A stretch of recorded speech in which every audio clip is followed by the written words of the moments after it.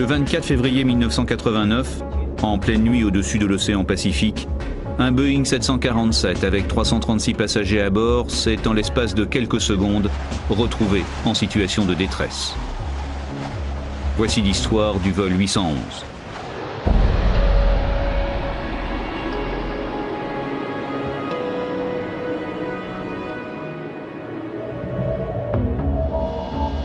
Aéroport d'Honolulu, à Hawaï, minuit 30. Le vol United 811 à destination d'Auckland est prêt à l'embarquement. À bord, chacun est à son poste et tout est normal. À peine ressent-on une légère inquiétude chez les membres de l'équipage, encore sous le choc d'un récent attentat. La catastrophe de Lockerbie avait eu lieu peu de temps avant et j'avais demandé à l'équipage d'être particulièrement vigilant parce que c'était un vol en provenance de Los Angeles à destination de la Nouvelle-Zélande. Lors de la réunion de préparation du vol, je leur avais dit de vérifier tout bagage suspect. Nous devions redoubler de vigilance. Ce soir, le vol 811 est très chargé. 336 passagers, le plein de kérosène et la porte se referme sur une soute remplie. Le vol est à l'heure. À 1h30, l'appareil quitte son point de stationnement pour entamer un voyage de 7000 km. Nous allions en vacances en Nouvelle-Zélande. Cette destination nous intéressait et on nous avait dit que c'était magnifique. C'était comme un rêve qui se réalisait.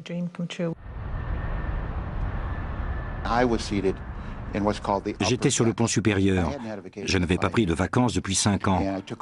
Donc j'avais utilisé tous mes points pour m'offrir un billet en classe affaires pour Auckland, en Nouvelle-Zélande, et Sydney, en Australie.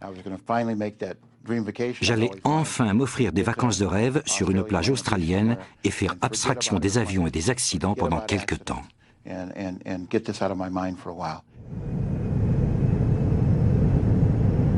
1h53, décollage.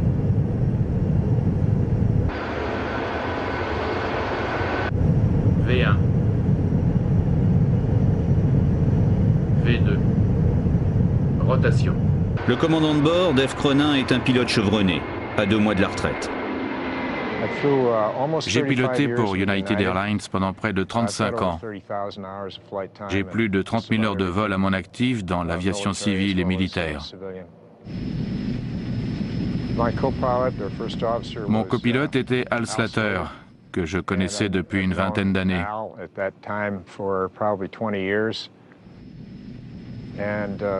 Quant au mécanicien navigant, il s'agissait de Mark Thomas, avec qui je volais pour la première fois. Nous nous sommes très bien entendus. Dis-leur qu'on peut monter à 33 000 pieds si le couloir est libre. Ok. D'emblée, les pilotes veulent monter à 33 000 pieds, à peu près 10 000 mètres. La météo n'est pas bonne et le commandant n'est pas certain de pouvoir éviter les turbulences. Nous avions remarqué des orages à 100 nautiques au sud, en plein sur notre trajet, ce qui était assez inhabituel à cette heure de la nuit. J'ai donc laissé les voyants ceinture allumée. À cet instant, le commandant l'ignore, mais la consigne ceinture attachée va sauver la vie à de nombreux passagers. L'appareil continuait à monter et les voyants ceinture étaient encore allumés. Nous nous apprêtions à servir des boissons et à préparer les passagers pour la nuit parce que le vol allait être long. Ok, on va faire un détour sur la gauche. Ici vol United 811, nous allons faire un détour à cause des nuages, à gauche de la route.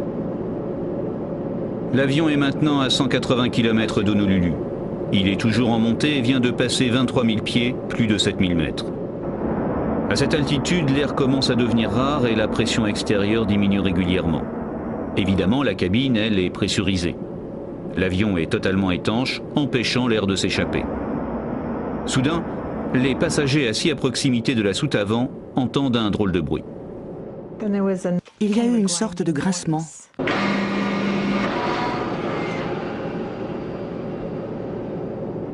J'ai entendu un bruit sourd. Qu'est-ce que c'était?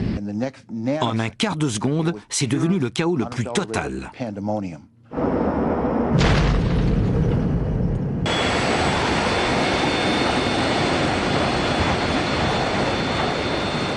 a perdu le moteur numéro 3. On descend.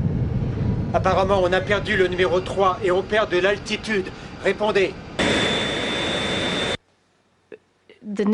Avant que j'ai eu le temps de dire ouf, je me suis retrouvée dans les escaliers accrochés à la rampe.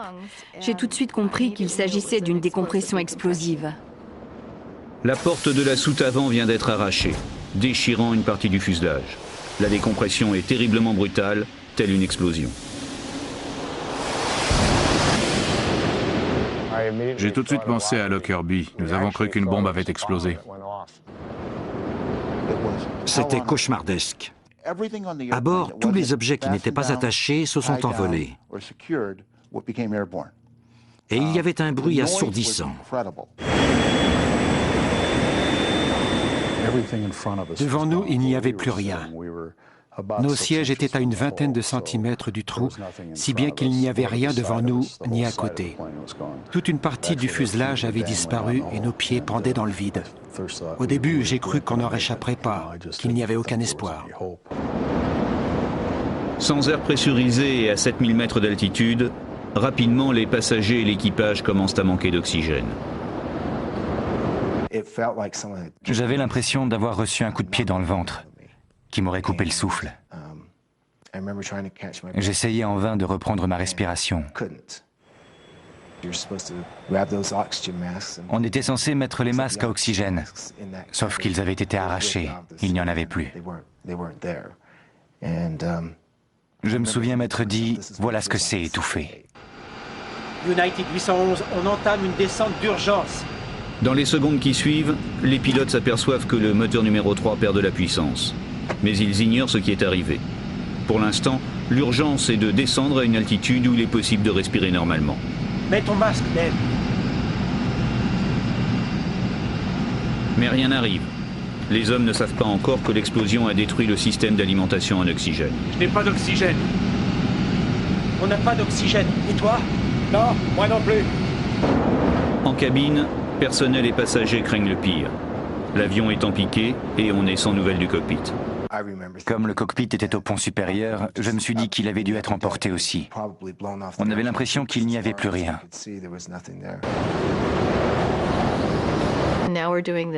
L'avion descendait en piqué. Du coup, j'ai pensé qu'on tombait, qu'on allait s'écraser dans l'océan. Un trou dans le fuselage, une aile abîmée, les moteurs droits endommagés et une descente d'urgence. Pourtant, les problèmes de l'équipage du vol 811 ne font que commencer. 2 minutes après la décompression explosive, l'avion est encore à 6000 mètres et poursuit sa descente infernale vers une altitude plus respirable. 15 500 pieds. United 811, quelle est votre altitude? Ici United 811, nous sommes à 15 500 pieds. Bien reçu, United 811. Je crois qu'une porte a explosé. Dis au personnel de cabine de se préparer à une évacuation. Enfin, les pilotes réussissent à stabiliser l'appareil à une altitude plus sûre. Mais la situation ne s'arrange pas pour autant. La nouvelle urgence, le réacteur qui est le plus proche de la soute, le numéro 3, est en train de se désintégrer. Est-ce qu'il y a des signes d'incendie? Rien sur mes détecteurs. Bon, on a perdu le numéro 3. Bien reçu. Alors coupons-le. Ok. Prêt pour la procédure d'extinction du moteur numéro 3. Une petite minute. Avant que vous coupiez le numéro 3, l'alternateur s'est arrêté. Je crois que c'est le bon moment. Coupe-feu tiré.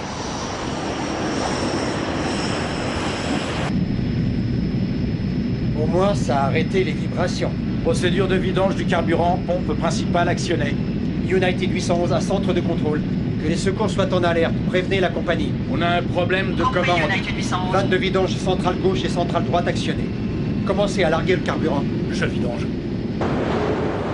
L'explosion a gravement blessé une des hôtesses. Laura, la chef de cabine, lui vient en aide et commence à réaliser l'ampleur des dégâts. Je la tenais dans mes bras et j'ai levé les yeux. Et là, pour la première fois, j'ai vu ce trou énorme dans le fuselage de l'appareil. Il manquait des sièges et j'ai tout de suite compris que nous avions perdu des passagers. 5 rangées de fauteuils ont été arrachées lors de l'explosion, tuant 9 passagers. L'avion a fait demi-tour, mais il est encore à 150 km d'Honolulu. Et dans le poste de pilotage, la situation empire. On a un gros souci de commande. Je suis en butée de palonnier. Tu vidanges le plus vite possible? Je suis au maximum. On a un problème avec le moteur numéro 4? Oui. Les débris de l'explosion ont également endommagé le moteur numéro 4. Sa défaillance pourrait avoir de lourdes conséquences. Un appareil qui pèse 350 tonnes, c'est très lourd. Et s'il n'a plus que 2 moteurs en état de marche, il ne pourra pas se maintenir en vol. Il va descendre.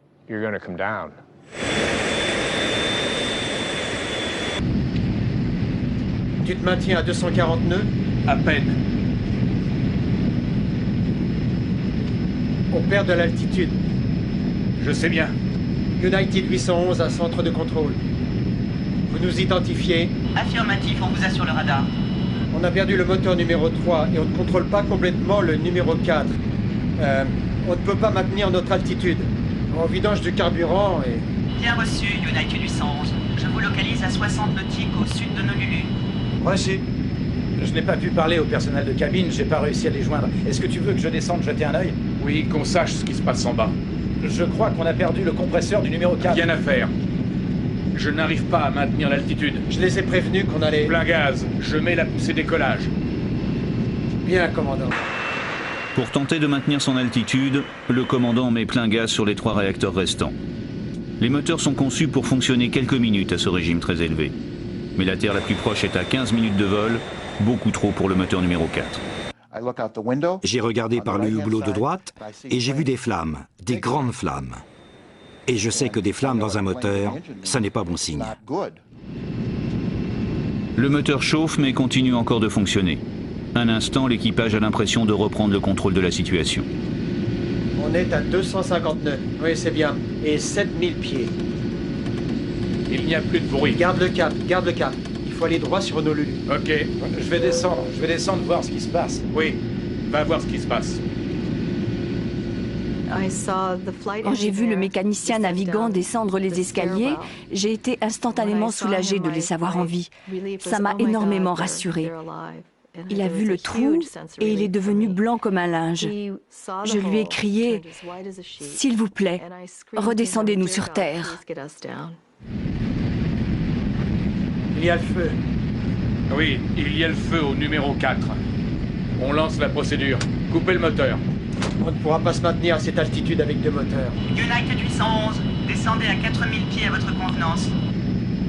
Ok, 4000. On a un incendie sur le côté droit et on vole sur 2 moteurs.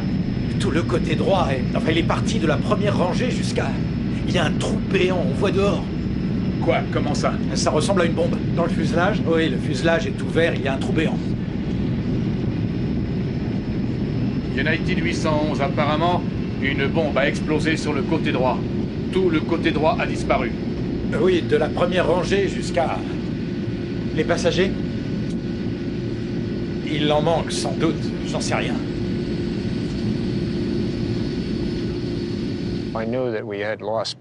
J'ai compris que nous avions perdu des passagers. Je n'ai pas su exactement combien avant le lendemain. Mais vous savez, c'est affreux pour un commandant de bord de perdre des passagers.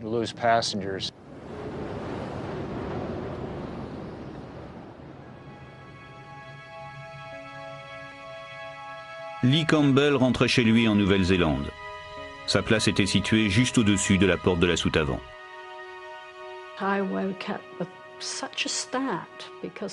Je me suis réveillée en sursaut parce que j'avais vu mon fils debout près du lit, vêtu d'une veste grise. Il avait un petit sourire. Bien sûr, dès que je me suis réveillée, il n'était plus là. Le lendemain matin, j'ai raconté que j'avais rêvé de Lee.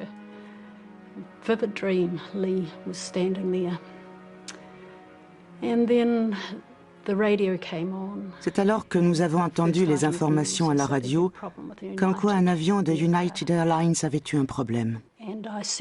J'ai dit, c'est Lee. Mon sang n'a fait qu'un tour. Dès cet instant, j'ai su qu'il était mort.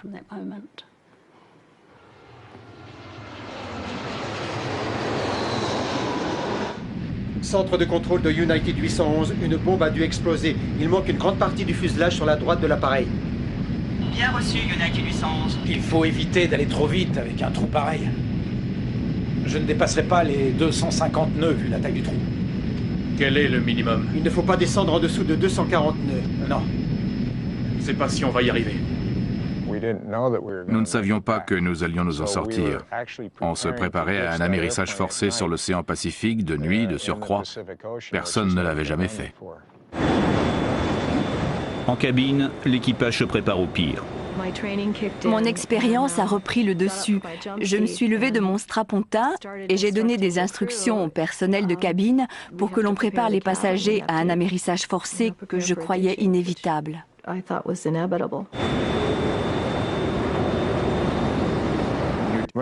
On courait dans tous les sens pour rassembler des gilets de sauvetage. Et je me disais que ça ne servirait à rien, parce que quand on allait percuter l'eau, l'avion allait se disloquer.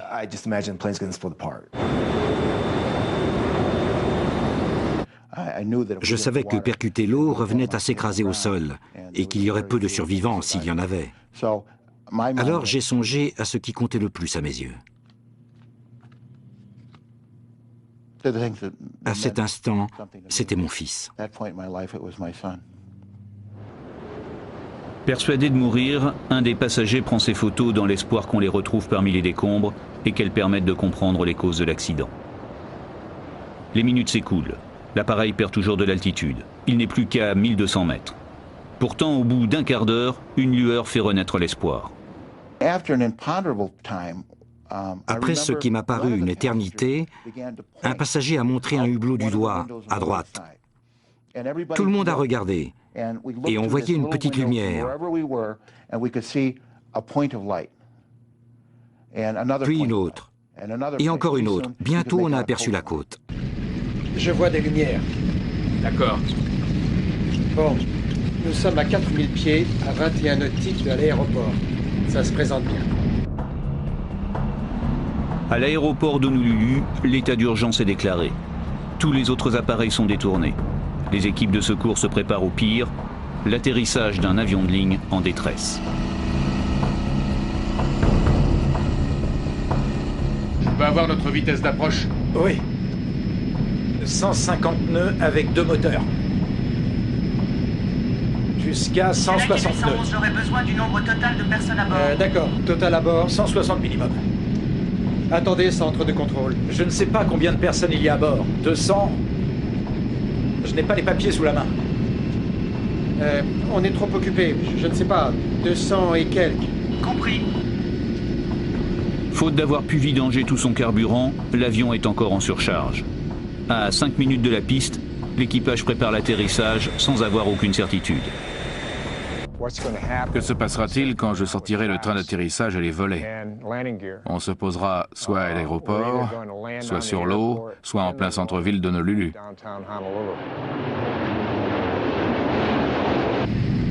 Bon, on va tenter le coup. On sort les volets à 10.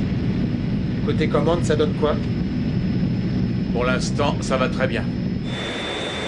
Seulement, les volets sont abîmés. Impossible de les sortir complètement. Conséquence, le 747 va devoir se poser à une vitesse supérieure à la normale. United 811, avez-vous l'aéroport en vue? Il est là, à droite, commandant. D'accord. Oui, on voit l'aéroport. Ici, United 811. United 811, vous êtes autorisé à l'atterrissage, piste 08 gauche. Les secours sont prêts à intervenir. Vent au 050 à 12 nœuds. Autorisé à l'atterrissage, piste 08 gauche, United 811. Alors qu'ils amènent le 747 dans l'axe de la piste, les pilotes savent qu'ils n'auront droit qu'à un seul essai. Et ils ignorent si la machine pourra résister à l'impact de l'atterrissage. Ils entament leur approche finale sur l'aéroport d'Honolulu. Avec 2 moteurs d'un seul côté, la poussée n'est plus symétrique et l'avion vole en crabe comme un oiseau blessé.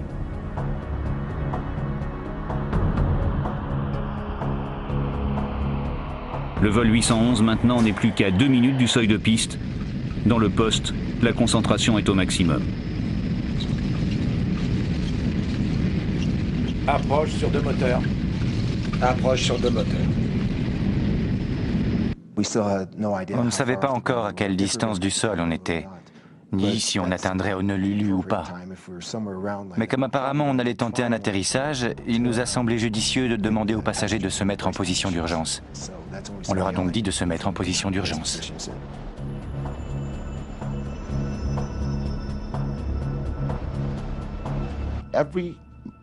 Chaque fibre de mon être n'aspirait qu'à une chose. Que ce satané avion se pose. On fait le point sur le système hydraulique. Le système hydraulique fonctionne. On a des freins. Circuit hydraulique normal. Les freins répondent, mais on ne pourra utiliser l'inversion de flux que sur les moteurs 1 et 2. J'avais beau me dire qu'il y avait un espoir qu'on se pose, je me demandais ce qui se passerait lors de l'impact. L'avion allait-il exploser ou allions-nous chuter dans cet énorme trou? Presque sans volet et en surcharge, l'avion pour se maintenir en vol n'a qu'une solution, conserver une vitesse supérieure à la normale. Une vitesse qui rend l'atterrissage encore un peu plus dangereux. 1000 pieds en descente. Et si le train d'atterrissage ne résiste pas à la surcharge de poids, le crash serait alors inévitable. 190 nœuds. 190 nœuds.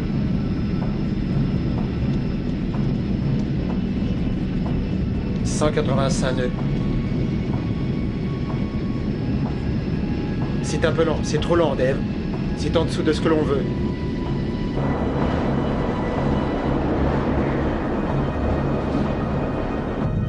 On est sur le plan de descente. Parfait. On essaie le train. À cet instant, personne ne sait si l'explosion a endommagé le train d'atterrissage. Laura m'a dit qu'elle n'avait pas entendu le train d'atterrissage sortir. Cela faisait pourtant du bruit, et je ne l'ai pas non plus entendu.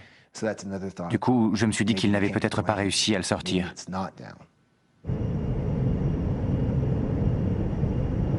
Train d'atterrissage sorti, autorisé à l'atterrissage. À première vue, tout va bien.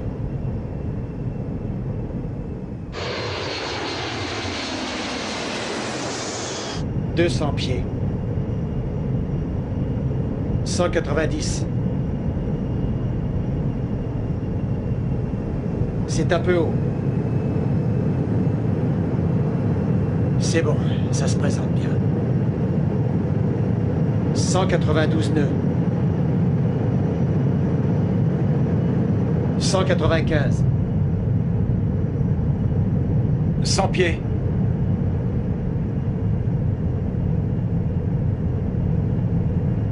50 pieds. Je réduis les gaz.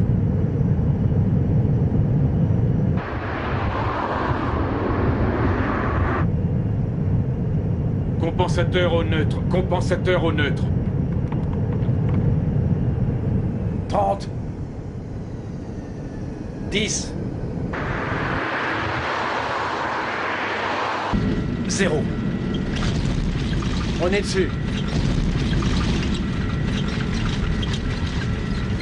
Le train tient bon. Nous avons atterri, mais l'avion me semblait rouler très vite. Je me suis demandé si on réussirait à s'arrêter en bout de piste ou si on irait tout droit.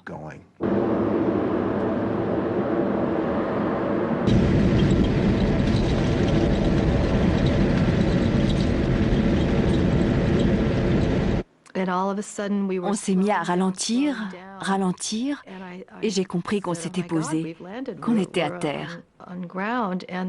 Les gens se sont mis à applaudir.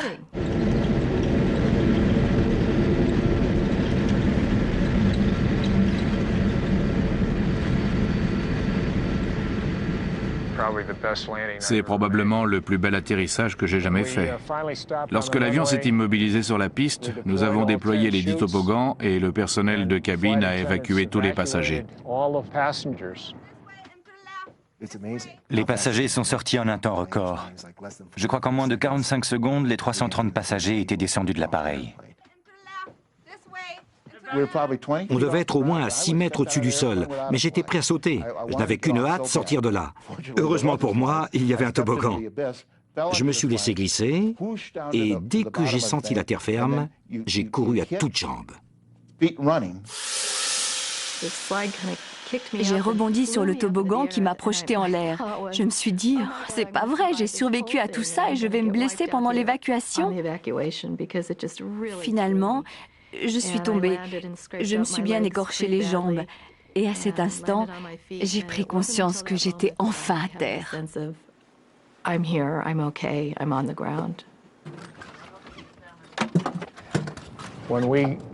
J'ai éteint tout le tableau de bord, puis j'ai parcouru l'appareil pour vérifier qu'il n'y avait plus personne. Je suis sorti par le toboggan qui se trouvait à gauche.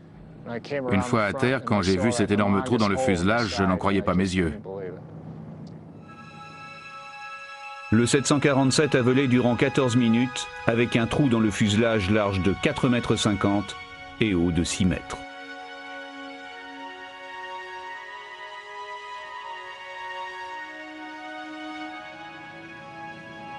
Je ne sais pas par quel miracle nous en sommes sortis. Pour rien au monde, je voudrais revivre cette expérience.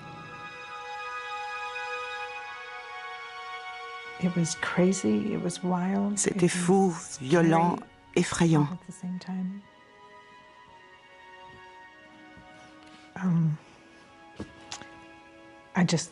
J'ai bien cru que nous allions mourir.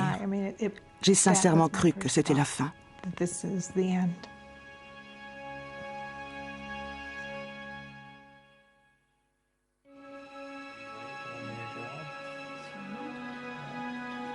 Pour les familles des 9 victimes, le calvaire ne fait que commencer. Lee, le fils de Kevin et Susan Campbell, avait pris ce vol pour rentrer chez lui. Vers 15 heures, on nous a dit qu'il n'y avait aucune certitude qu'il fasse partie des victimes, mais nous en avions l'intime conviction.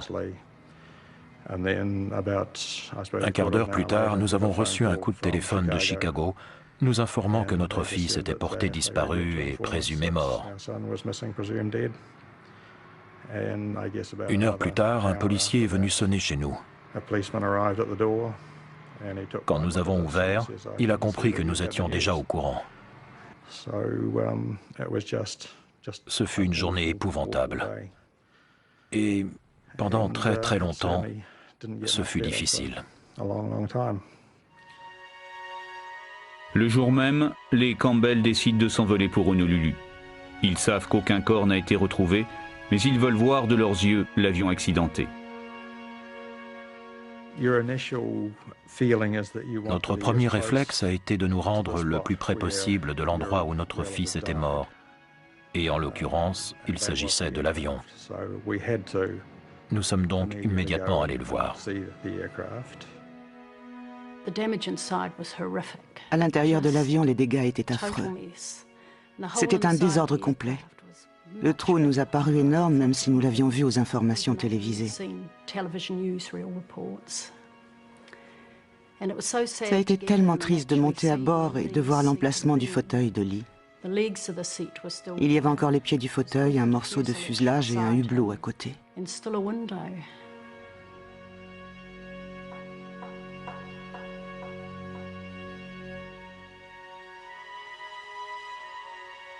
Le couple n'a d'autre choix que d'admettre la terrible réalité. Le besoin de comprendre les causes de cet accident n'en devient que plus fort. Lee ne peut pas être mort pour rien. Il faut découvrir pourquoi il est mort et s'assurer que cela ne se reproduira plus. Les Campbell entament alors une enquête qu'ils vont mener sans relâche durant 2 années. Après avoir perdu leur fils, ils sont prêts à tout pour découvrir la vérité.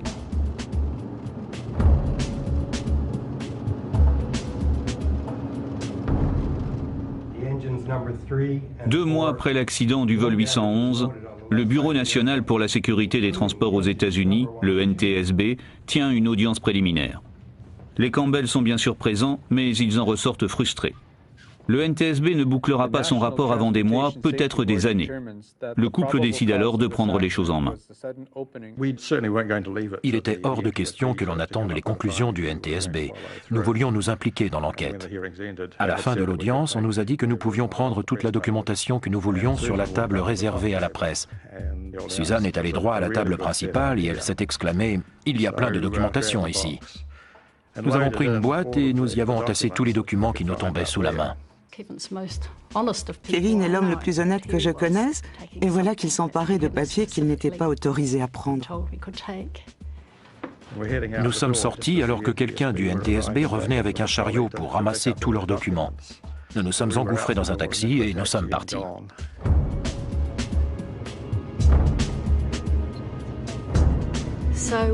Nous avons vite compris que nous étions en possession de papiers et d'informations qui n'avaient pas été communiqués au grand public. Notre enquête a vraiment pu commencer. Les documents révèlent toute une série de problèmes sur la porte de la soute avant des 747. Des problèmes remontant même à leur conception initiale à la fin des années 60. Avant l'arrivée des gros porteurs, la plupart des portes de soute s'ouvraient vers l'intérieur, excluant ainsi toute ouverture inopinée en plein vol. Avec le 747, Boeing a choisi une porte s'ouvrant vers l'extérieur afin d'embarquer plus de fret. Mais en altitude, la porte est plus fragile et seul le système de verrouillage garantit une fermeture parfaite. Ils ont conçu une porte en multipliant les sécurités afin que la porte soit parfaitement verrouillée et pour réduire au maximum les risques d'ouverture accidentelle. Alors, que s'est-il passé sur le vol 811 ? Suzanne et Kevin Campbell s'aperçoivent rapidement que la faille vient du mécanisme de fermeture. Pour verrouiller la porte de soute, des moteurs électriques font tourner des crochets en forme de demi-cercle qui viennent s'encastrer dans des axes installés sur la porte. Ensuite, grâce à une poignée, des bras en forme de L, appelés loquets de verrouillage, viennent bloquer le sommet des crochets pour les empêcher de s'ouvrir. Cependant, dès 1975, des problèmes sont décelés sur les loquets de verrouillage. Kevin Campbell est ingénieur. Il a construit une maquette pour montrer les faiblesses de la serrure de Boeing. À l'origine, les loquets de verrouillage étaient en aluminium. Mais en 1975, Boeing s'est rendu compte qu'il n'était pas assez solide et a donc fait doubler l'aluminium pour qu'il soit 2 fois plus épais. Mais ce n'était pas encore assez solide. Et en plus, de nombreuses compagnies n'ont même pas fait la modification. Cette faiblesse de l'aluminium augmente dramatiquement le risque d'ouverture accidentelle de la porte. Les loquets de verrouillage en aluminium sont tellement peu solides que si l'on déverrouille les crochets électriquement, ils vont repousser les loquets de verrouillage. En d'autres termes, ils ne remplissent pas leur fonction.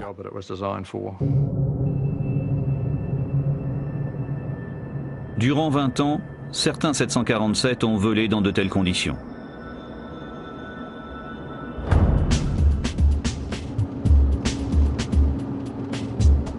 Les Campbell s'interrogent. Quel autre secret cherche-t-on à leur cacher? Plus que jamais, ils veulent comprendre, ils veulent savoir. Nous avons acheté une voiture et nous avons sillonné les États-Unis pour rencontrer le maximum de gens concernés par l'accident. Nous sommes partis de Seattle, nous sommes allés à Denver, Chicago, Washington, puis dans le Kentucky et à Miami, et nous sommes repartis pour San Diego, San Francisco et enfin Seattle. Et ce n'est qu'un voyage parmi d'autres. Et ils vont de découverte en découverte. Ils apprennent que des ouvertures accidentelles de portes ont déjà eu lieu.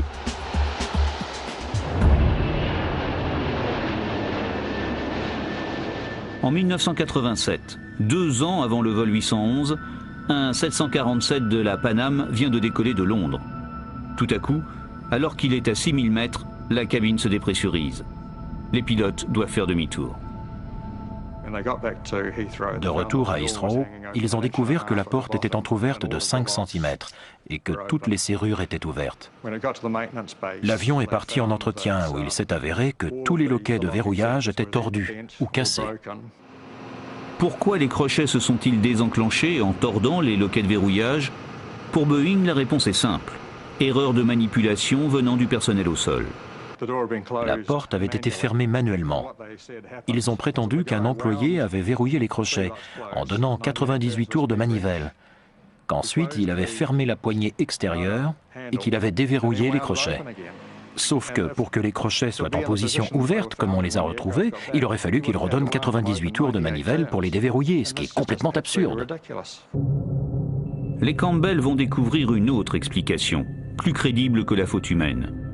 Dans un rapport technique, des ingénieurs de la Pan Am dénoncent des problèmes dans le circuit électrique des portes.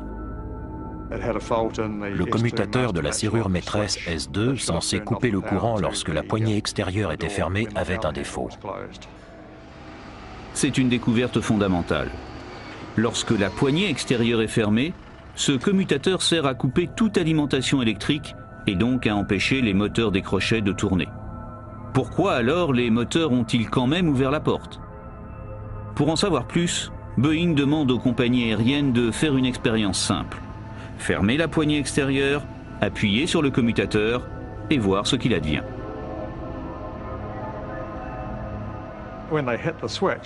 Lorsqu'ils ont appuyé sur le commutateur, cela fonctionnait. Boeing pensait que ce ne serait pas le cas, mais il y avait bien du courant dans la serrure de la porte, alors que la poignée extérieure était fermée. La serrure s'est donc mise à bouger, et les loquets de verrouillage ont été forcés. Quelques jours plus tard, les compagnies aériennes ont commencé à appeler pour se plaindre du fait que l'expérience abîmait leurs appareils. Boeing a donc tout arrêté. Il n'en demeurait pas moins que sur ces appareils, le commutateur S2 était déficient et que par conséquent, il courait le même risque que le vol 811. Il suffisait d'un court-circuit pour que la porte s'ouvre accidentellement. Dorénavant, les Campbell sont persuadés que l'accident du vol 811 vient bien d'une défaillance de ce commutateur. Les moteurs étaient toujours sous tension. Un simple court-circuit suffisait pour les déclencher. L'installation électrique était vieille de 20 ans et sur d'autres avions similaires, on avait déjà observé des courts-circuits. Quant aux loquets de verrouillage en aluminium, ils étaient trop faibles pour empêcher les crochets de pivoter. La porte de la soute s'était donc ouverte.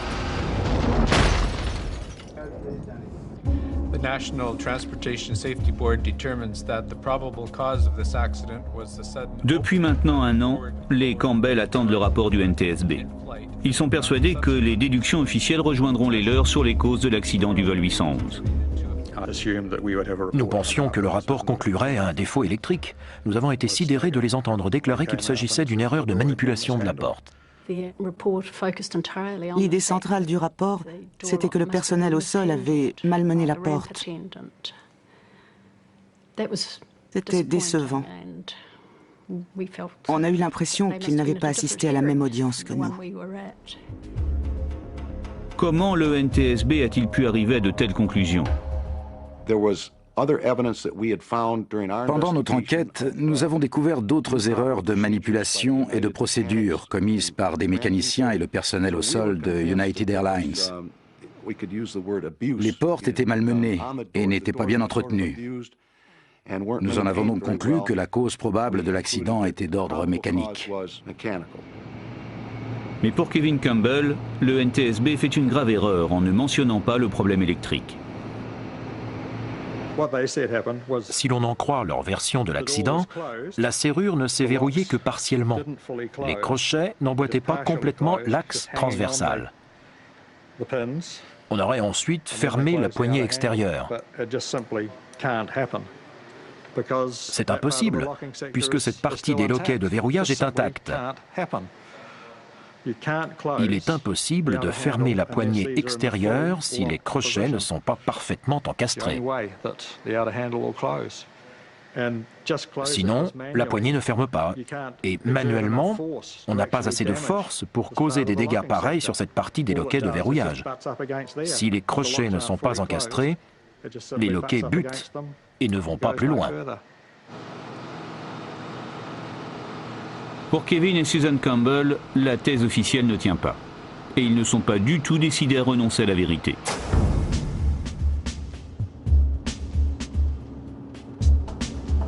Ils vont alors reprendre leur enquête et découvrir qu'en fait, la catastrophe aurait dû être évitée.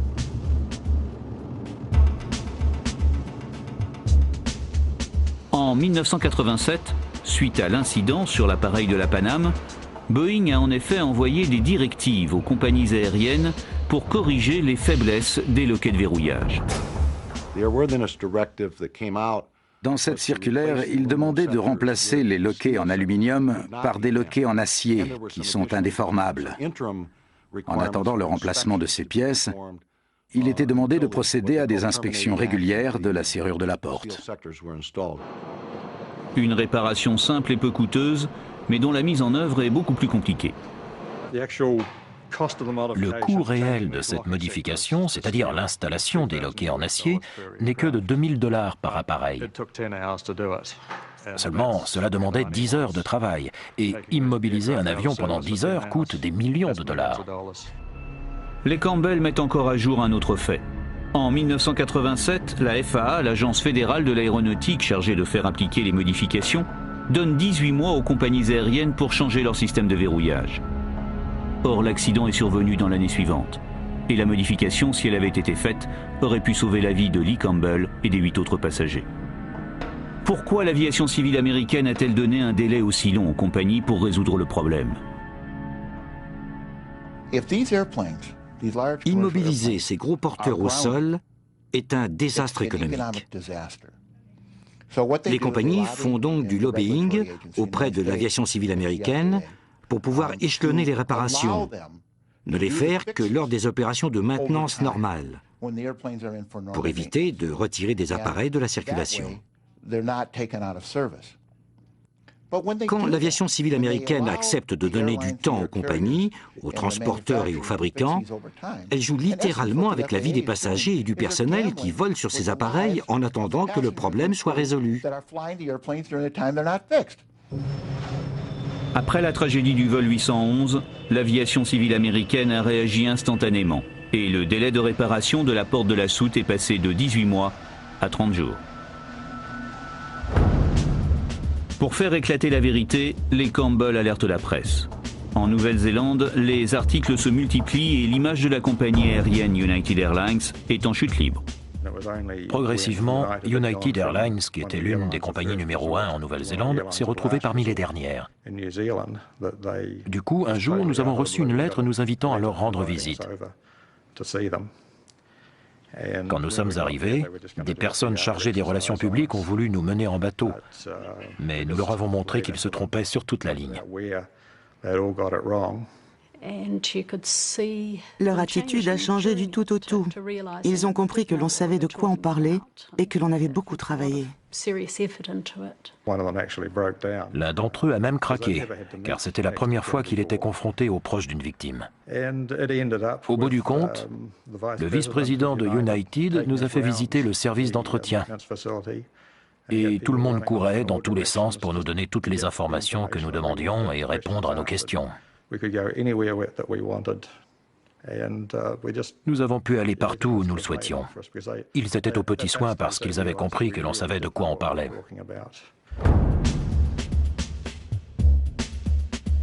La volonté des Campbell finit par payer. Mais la pièce maîtresse du puzzle, à savoir la porte de la soute, est toujours au fond du Pacifique.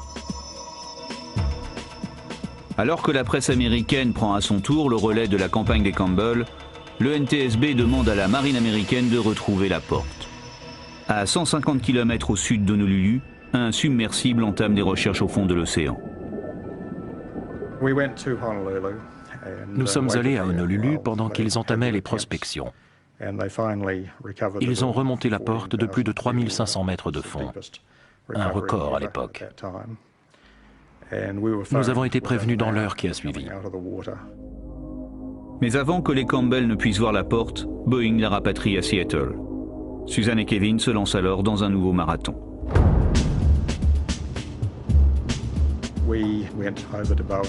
Quand nous sommes arrivés chez Boeing, ils ont refusé de nous montrer la porte, même si d'après eux, toutes les parties importantes étaient restées en possession du NTSB.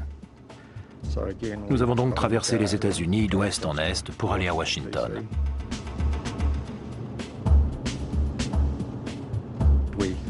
Nous sommes allés au bureau de Ron Schlid, qui a regardé sa montre et nous a accordé 5 minutes.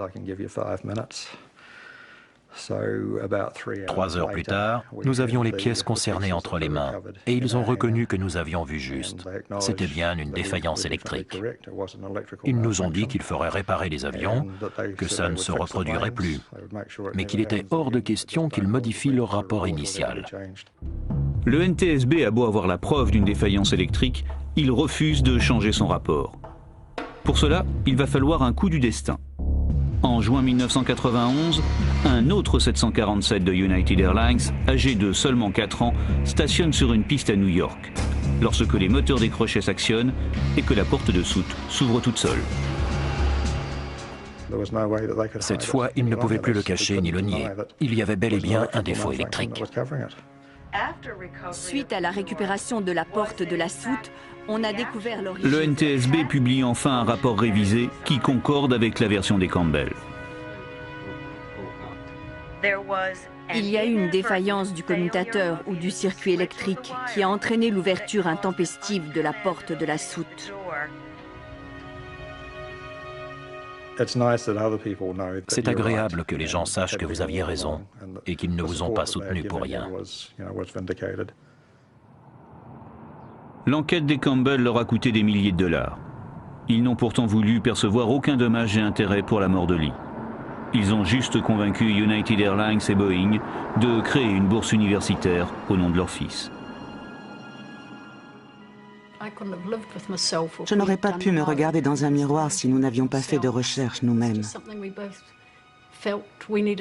Nous avions besoin de le faire sans nous être vraiment concertés d'ailleurs.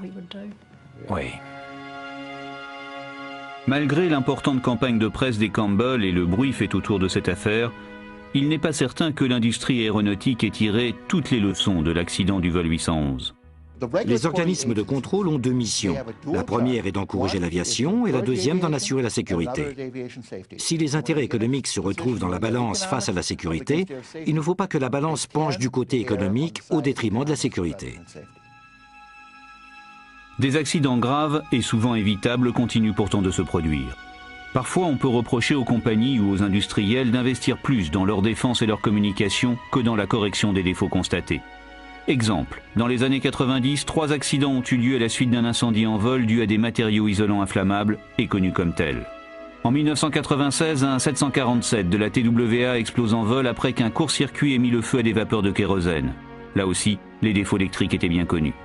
Inévitablement, les experts ont du mal à croire que l'industrie aéronautique fait toujours passer la sécurité avant ses propres intérêts. Le problème électrique n'est pas seulement à l'origine de l'accident du vol United 811. Il a aussi causé celui du vol TWA 800, où le réservoir central a explosé. Face à des circuits électriques vieux de 20 ou 30 ans, qui peuvent à tout moment casser, se court-circuiter, ou avoir une défaillance, et causer l'explosion du réservoir, ou l'ouverture de la porte de la soute, la seule réponse de l'industrie, c'est n'y touchez pas, ne l'inspectez pas, ne l'enlevez pas. L'installation est tellement fragile que si on y touche, on fera plus de mal que de bien. Moi, j'appelle ça la politique de l'autruche appliquée à la maintenance et à la sécurité. Ils savent qu'il peut effectivement y avoir une étincelle dans le réservoir central d'un gros porteur. Mais pour l'instant, ils ont eu de la chance. Ça ne se produit qu'une fois tous les 10 ans. Ils n'ont perdu que 3 ou 4 appareils. Alors que réparer ces circuits électriques impliquerait d'immobiliser tous leurs avions. Ce serait une dépense astronomique. Un avion tous les 10 ou 5 ans, 200 ou 300 personnes, c'est le prix à payer si on veut de la rentabilité. C'est une analyse économique formidable. Et à moins que votre mère ou votre enfant ne soit à bord d'un de ces avions, leur petit calcul les satisfait pleinement. Sécurité contre rentabilité, un équilibre très instable que doivent maintenir coûte que coûte les constructeurs et les compagnies aériennes. Et dans les deux cas, c'est une question de survie. Les survivants du vol 811, eux, ont eu beaucoup de chance. Mais ils n'oublieront jamais la nuit du 24 février 1989. Chaque membre de l'équipage a géré ça différemment. À ce jour, 2 d'entre eux n'ont jamais remis les pieds à bord d'un avion. Personnellement, ça a été très difficile. On m'a diagnostiqué en état de stress post-traumatique grave. On ne peut plus raisonner, penser ni prendre de décision aussi infime soit-elle. On est complètement perdu. Ça a été extrêmement difficile à surmonter.